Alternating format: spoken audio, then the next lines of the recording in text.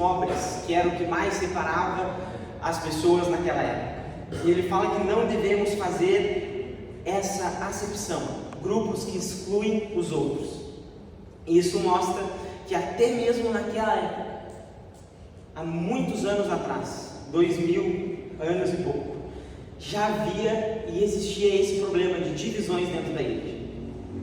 E Tiago ele vai deixar claro, não adianta só falar, não adianta a gente se juntar com um grupo desse, talvez reclamar de alguma coisa e simplesmente achar que está tudo certo. Tiago ele vai falar, ele nos orienta a sermos tardios no falar e rápidos em ouvir. E ele vai além. Todos nós, hoje, todos nós aqui estamos ouvindo a palavra que Deus me confiou. E a gente escuta outras vezes. Para os que vêm aqui todo sábado, tu escuta mais de uma vez. Só que Tiago, ele fala que não é suficiente só ouvir. Ele fala que não é suficiente tu vir aqui bater o teu ponto no domingo, no sábado e só ouvir a palavra. O verdadeiro cristão, ele prova a sua fé, não só apenas com ouvir, mas vivendo aquilo que crê, vivendo o Evangelho. E a carta, portanto, é um convite para refletir. Será que estamos ouvindo a palavra e a praticando? Será que estamos ouvindo a palavra e a praticando? Isso vai fazer hoje nós refletir que nós somos chamados a praticar a palavra de Deus. E isso fez eu me questionar, como podemos então praticar a palavra de Deus no nosso dia a dia? Como podemos praticar a palavra? Vamos então refletir sobre 3 formas de praticar a palavra. A primeira é praticar no ouvir. Nós devemos praticar a palavra no ouvir. O versículo 19 vai dizer assim: cada um esteja pronto para ouvir, tardio para falar e para se irar. Eu fui pesquisar sinônimos da palavra ouvir, e lá tem, obviamente, escutar, ouvir e escutar, mas tem entender e sentir. E Tiago está sendo muito claro. Ele não, que nem eu disse, a carta é direta, reta, ele não fica enrolando, não, ele é direto. Então ele fala assim, ó, cada um esteja pronto para ouvir, mas seja tardio para falar e tardio para ficar irado. Ou seja, devemos estar prontos para escutar o outro, prontos para entender o outro e prontos para sentir a dor ou a alegria do outro. E quando eu fazia isso, eu pensava assim, gente, é muito fácil a gente não ouvir as pessoas, porque há uma dificuldade muito grande, pelo menos para mim, eu tenho uma dificuldade muito grande de falar, eu gosto de falar. Isso é do homem, obviamente tem uns que falam menos, outros que falam mais, mas eu tenho esse problema, e eu acho isso perigoso. Falar demais. Quando a pessoa está sempre falando, ela pode errar na fala, pode cometer um erro de só de falar ali, pode quem sabe mentir numa fala, algo. Quando a gente fala muito sem pensar é perigoso. Provérbios vai falar isso, sobre isso. Isso aí, o Diego que me exortou esses dias falando sobre isso, né? E aí eu falando que eu falava muito, ele citou esse versículo, aí fui procurar, né? E aí ele vai dizer assim, ó, até o insensato, quando se cala, é tido por sábio. Se fica de boca fechada, passa por inteligente. O meu, só fica quieto. Tá aí o segredo. Quer parecer inteligente? Fica quieto. E quando o Diego falou isso pra mim, eu falei, cara, é verdade. E lá no seminário, eu fui no seminário junto com o Diego, com a Gabi, e lá teve uma aula que pra mim, o resumo da aula foi cala a boca. Sim, sendo bem sincero, o resumo da aula inteira podia ser cala a boca. Ela foi uma aula de liderança que dizia o quanto a gente tem que escutar o outro e entender o que a gente tem que fazer pelo outro. E eu falei assim, cara, eu só falo de mim. não é possível. Por que eu estou só falando de mim? E isso, claro, isso faz um tempo, mas é isso que me leva a amar a carta de Tiago, a gostar muito dela. Ela é prática e ela me exorta com clareza. Como eu já disse várias vezes, Tiago é prático, e no capítulo 3 ele vai falar, quase todo o capítulo ele fala do problema da língua. Ele nos mostra como esse pequeno órgão, não vou botar minha língua para fora, porque você sabe qual é o pequeno órgão, que é a língua, é tão perigoso, muito perigoso. Ele é pequeno, e aí ele vai falar e vai trazer um contexto. Ele dá 3 exemplos para a língua do homem. O primeiro, não vou falar em ordem, que eu não me lembro certinho, mas é uma faísca no meio de uma floresta. O segundo, o leme que conduz o navio. E o terceiro, o freio que conduz o cavalo. E aí, o que isso quer dizer para nós? Vocês percebem que a faísca é algo muito pequeno, mas que, se cair no meio de folha seca, debaixo de uma árvore, ela vai causar grande estrago. Outra coisa é o leme. O leme fica embaixo d'água, e quando tu mexe ele muda a direção do navio. Muda a direção do navio. O navio é enorme, gigante, e algo pequeno muda a direção dele. Isso quer nos dizer o quê? Que a nossa língua tem o poder de conduzir o nosso corpo, de nos direcionar. E ele diz que, assim como uma fonte, ele ainda vai dizer, como uma fonte que não deve jorrar água doce e água amarga, é o jeito que nós não devemos proceder. Como pode de uma fonte de água jorrar água doce e água amarga? Não é possível, não tem como acontecer isso. Então nós devemos controlar a nossa língua. Mas não se preocupe, isso é impossível. Tiago vai falar que o homem que controla a sua língua, esse é santo. Aqui na terra a gente não vai ser santo, não vai completar essa perfeita porção da santidade. Então não se preocupe, eu ainda sei que eu vou errar muito na minha fala, muito. Então a gente tem que fazer o quê? Escutar mais. Escutar mais. E dentro disso ele ainda reforça e hoje eu pergunto a nós mesmos: estamos prontos para ouvir a Deus? Estamos sensíveis àquilo que Ele quer nos falar? Ou estamos preocupados demais com as nossas próprias opiniões? Ou com as opiniões dos outros? Porque vivemos numa sociedade que o outro faz, eu devo fazer. Que se preocupamos, se eu não fui cheiroso no culto, o outro vai me abraçar e vai falar que eu sou ruim, que eu estou fedido, eu tenho que fazer a coisa pelos outros, eu tenho que buscar a aprovação dos outros, os outros. Nós não podemos nos moldar no padrão deste mundo. A gente pode olhar no Instagram o que o outro está fazendo, qual é a moda do momento, qual é a coisa que está dando mais engajamento, mas não devemos seguir os padrões do mundo. A palavra de Deus vai nos ensinar isso. E não vivam conforme os padrões deste mundo, mas deixem que Deus os transforme pela renovação da mente, para que possa experimentar qual é a boa, agradável e perfeita vontade de Deus. Romanos 12:2. Portanto, devemos nos deter no ouvir, aprender e permitir que Deus transforme a nossa vida. Ser cristão é ter um coração ensinável, e quem tem um coração ensinável mais escuta do que fala. Praticar no ouvir a palavra de Deus é ter empatia com o outro, é saber se posicionar diante da palavra de Deus e cuidar do outro, para que não venhamos faltar uma prática da palavra. É colocar o amor do Evangelho em ação através da escuta.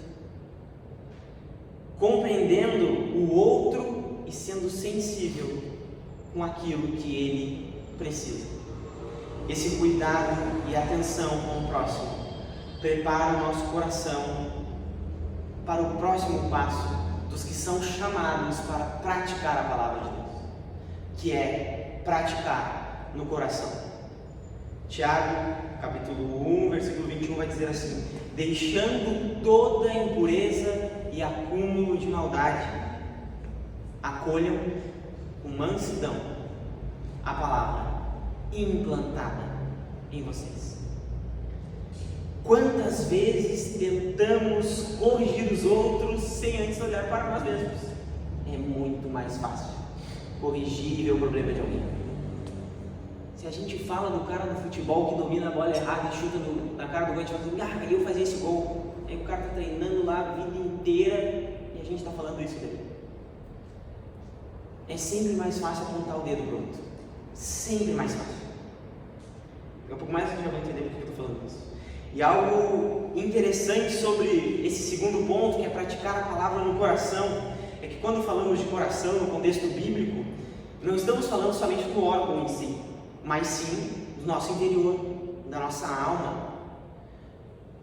Para os 50 a mais, como foi falado no louvor, do nosso âmago, que é uma palavra que o pessoal mais usa, o lugar onde procede os nossos sentimentos, as nossas vontades, os nossos desejos. E o que Tiago nos fala? Devemos deixar toda impureza e acúmulo de maldade, que está onde? No nosso coração. Sabemos que no tempo em que vivemos há muita maldade no mundo. Muitas coisas tentam nos sujar, nos contaminar, e é claro que o que eu estou falando aqui é pecado. O pecado ele tenta nos separar, nos afastar de Deus. E o que nós devemos fazer? Nos afastar do pecado. E isso é todos os dias. Pois o pecado ele nos mantém longe de Deus e nos afasta da vida eterna e nos leva à morte. Ele nos afasta de Deus, da vida eterna e nos leva à morte. No mundo há muitas coisas que querem nos arrastar para o pecado. E isso não precisa tu procurar muito. Basta olhar para ti mesmo. Nós somos pecadores. Eu peco. Todos nós pecamos. A nossa natureza é pecaminosa. E nascemos da natureza adâmica que é pecaminosa. Portanto, deixar toda impureza e acúmulo de maldade é algo que tem que estar dentro da nossa mente. Porque nós corremos para a impureza, corremos para o acúmulo de maldades, pois já somos pecadores. Então, nós devemos enraizar isso na nossa mente e no nosso coração, para que a gente venha se afastar do pecado e se aproximar de Deus. E outra pergunta que vem: como se afastar do pecado? Se aproxima de Deus, né? De forma simples. Mas devemos primeiro identificar o pecado, saber o que temos feito, qual é o pecado que tem nos afligido, como combatê-lo, como usar a palavra de Deus para nos purificar. Quando nós vamos até a palavra, nunca vamos sujar ela. Obviamente que a Bíblia, se cair uma gota de café, algo tu vai sujar, mas a palavra de Deus, ela nos purifica, ela nos limpa. Então, nós devemos usar a palavra. Deus, Ele quer que sejamos purificados. E quando o Tiago fala sobre deixar toda essa impureza, ele faz eu refletir sobre as minhas atitudes. Muitas vezes nos apegamos na parte ruim das coisas. Vemos só o lado ruim. Só o lado ruim das coisas. Reclamamos, falamos que não, ali não era para ter 4 cadeiras, ali era para ter 5, porque aqui no meio tem 5 e lá tem 4, não, mas está errado. E ficamos só murmurando, falando que está errado. E falamos às vezes mal das pessoas. Pode ser uma coisinha pequena, mas às vezes soltamos ali uma coisinha e falamos e achamos que não, está super tranquilo, isso aí não vai afetar nada. Lembrando, a língua, mal contido, porta um veneno mortal. Tiago vai falar isso. E Tiago, então, ele me lembra que antes de apontar o cisco no olho do irmão, devemos tirar a trave do nosso próprio olho. Mateus 7, capítulo 7, versículos 13 e 5. Porque você repara no cisco que está no olho do seu irmão e não se dá conta da viga que está no seu próprio olho? Ou como pode dizer ao seu irmão: deixe tirar o cisco do seu olho, estando a viga no seu? Hipócrita, tire a viga do seu olho, e então você verá claramente para tirar o cisco do olho do seu irmão. O cisco, quem aqui já pegou um cisco no olho? É algo que acontece geralmente. Como se tira o cisco do olho? Ele fez aqui boa, né? Sopro, colírio, com cuidado, chorando. Isso aí, vocês vão estar me ajudando hoje, gostei. Mas nunca é tirado com força.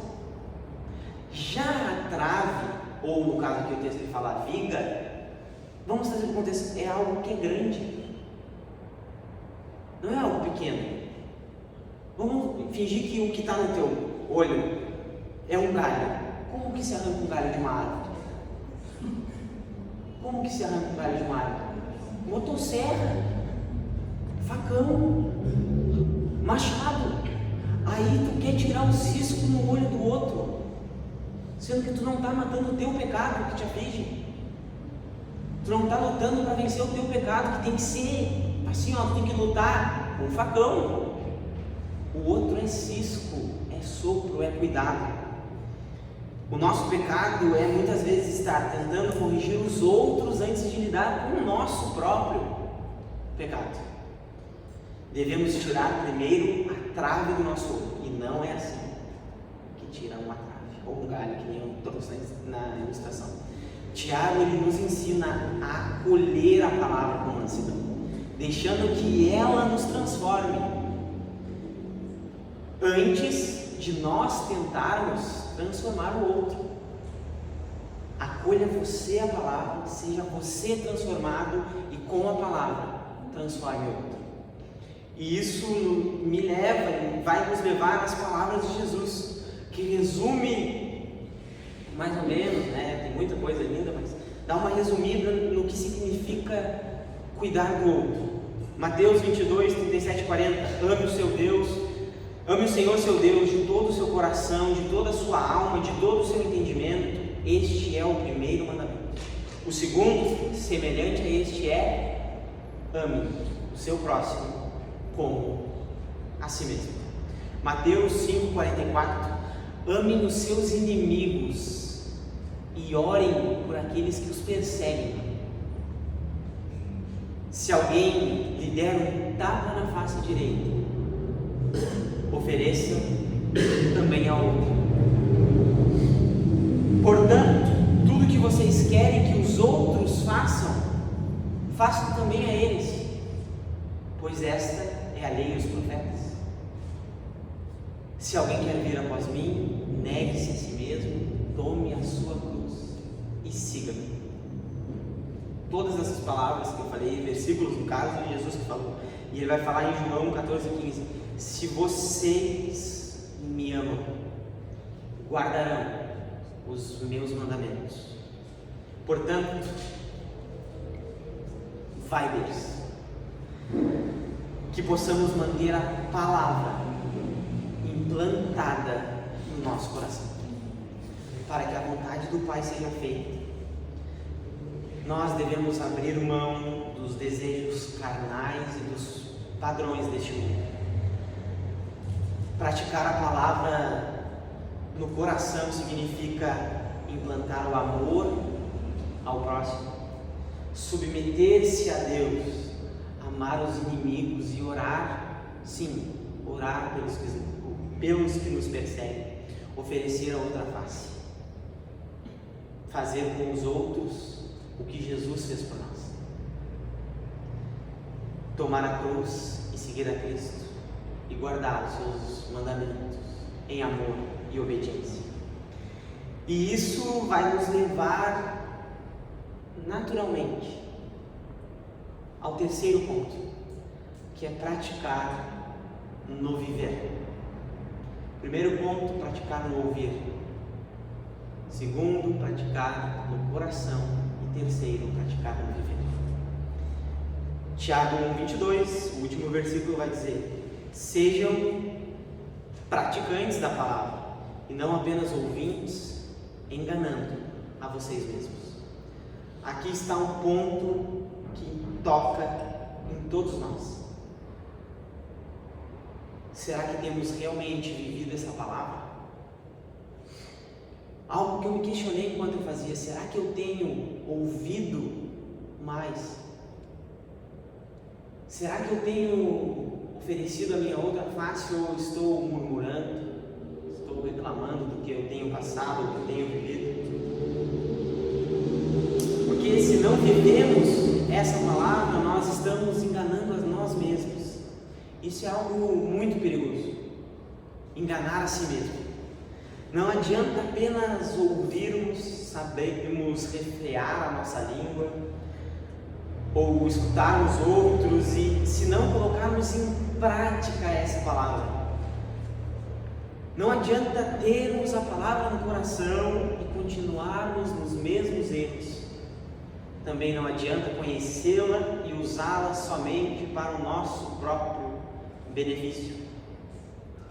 Muitas vezes pensamos que viver a palavra é participar do culto,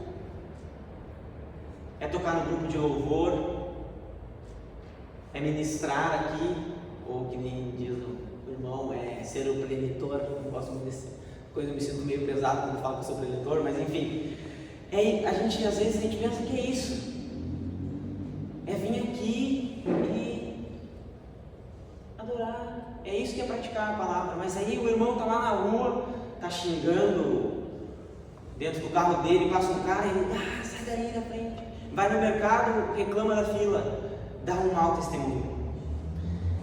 Quantas vezes nós nos esquecemos, que seja por um breve momento, que somos cristãos e que também somos lá no nosso cotidiano, no trabalho, nas conversas, nos nossos relacionamentos com pessoas que não são cristãs. Acabamos nos apegando nas regras, nas atividades, nas agendas lotadas, cheias de eventos, cheias de cultos para fazer, e se esquecemos de praticar a palavra, viver a palavra, ouvir, praticá-la no coração e no viver. O pecado, ele nos engana. E ele nos engana tanto que às vezes a gente peca e a gente nem pensa em se arrepender. E seguimos como se nada tivesse acontecido. Mas hoje o Senhor, Ele nos chama a viver algo mais profundo. Sermos praticantes da palavra, não apenas ouvintes. E Jesus, Ele nos alertou. No mundo vocês passarão por aflições, mas tende bom ânimo, eu venci o mundo. Ele também nos convida: venham a mim todos vós. E o Diego falou isso, eu nem combinei com ele, né? Ele falou na introdução dele: vinde a mim todos vós que estão sobrecarregados, cansados e sobrecarregados, e eu vos aliviarei. Tomem sobre vocês o meu jugo e aprendam de mim, porque sou manso e humilde de coração, e vocês acharão descanso para a sua alma, porque o meu jugo é suave e o meu fardo é leve. Que possamos nos chegar até Ele. Quanto mais perto de Jesus nós estamos, mais fácil é de praticar a palavra, de viver a palavra. O Diego roubou minha fala no começo, a gente conversando, né? Ele gostou, a gente teve uma aula que foi muito boa, e a verdade não é apenas um conceito.